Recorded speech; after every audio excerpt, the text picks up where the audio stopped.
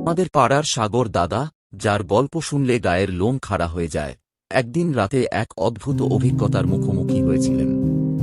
ঘটনা বেশ কয়েক বছর আগের। তখন সাগর দাদার বাড়ির পাশেই ছিল একটি বিশাল বাঁশ বাগান। সেই বাগানে রাতে কেউ সহজে যেতে চাইত না, কারণ সবাই বলতো সেখানে ভূতের আস্তানা। একদিন শীতের রাত, পূর্ণিমার আলোতে পুরো গ্রাম ঝলমল করছে, তবে সেই বাঁশ বাগান ছিল সবসময় অন্ধকারে মোড়া। সাগর দাদা তার বারান্দায় বসেছিলেন। রাত তখন 12টার কাছাকাছি। চারপাশে সবাই ঘুমে ডুবে আছে।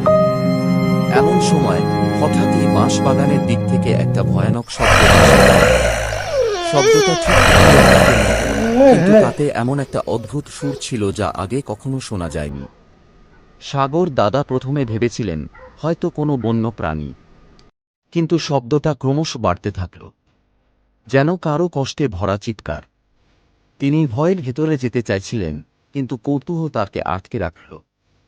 দাদা ধীরে ধীরে জানালার কাছে গিয়ে বাইরে তাকালেন।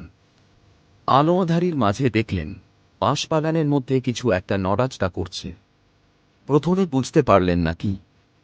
হঠাৎই দেখলেন একটা কালো কুকুর বাগানের মধ্যে দাঁড়িয়ে আছে। কিন্তু সেই কুকুরটা অস্বাভাবিক বড় ছিল। তার লাল জ্বলজ্বলে চোখ যেন অন্ধকার ভেদ করে তাকিয়ে আছে। কুকুরটা মুখে কিছু একটা কামড়ে ধরেছিল। সাগর দাদা স্পষ্ট দেখতে পেলেন সেটা একটা মানুষের মতো কিছু। কুকুরটা তার শক্ত দাঁত দিয়ে সেই জিনিসটিকে মাটিতে ছুঁড়ে ফেলল। মুহূর্তের মধ্যেই সেই জিনিসটা নড়েচড়ে উঠল। সাগর দাদা আতঙ্কে বুঝতে পারলেন ওটা কোনো মানুষ নয়, বরং কিছু একটা অশরীরী বস্তু।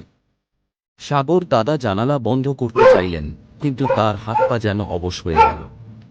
তখনই হঠাৎ সেই কুকুরটা সজোরে চিৎকার করে উঠে সাগর দাদার দিকে তাকাল। তার চোখে ছিল এমন একটা দৃষ্টি, যেন সে জানে সাগর দাদা তাকে দেখছেন। সেই মুহূর্তে জানালার বাইরে থেকে হাওয়ার সাথে সাথে একটা কাঁপা কাঁপা গলা ভেসে এল, তুই দেখছিস কেন? চলে যা। সাগর দাদার পুরো শরীর কেঁপে উঠল। তিনি জানালাটা সজোরে বন্ধ করে ভেতরে ঢুকে পড়লেন। কিন্তু আতঙ্ক এতটাই প্রবল ছিল যে সারা রাত তিনি ঘুমোতে পারেননি। সাগর দাদার মুখে গল্পটা শুনে মনে হয় সত্যি এমন কিছু আছে যা আমাদের এই জগৎ থেকে আলাদা। হয়তো তা ভূত অথবা অন্য কিছু।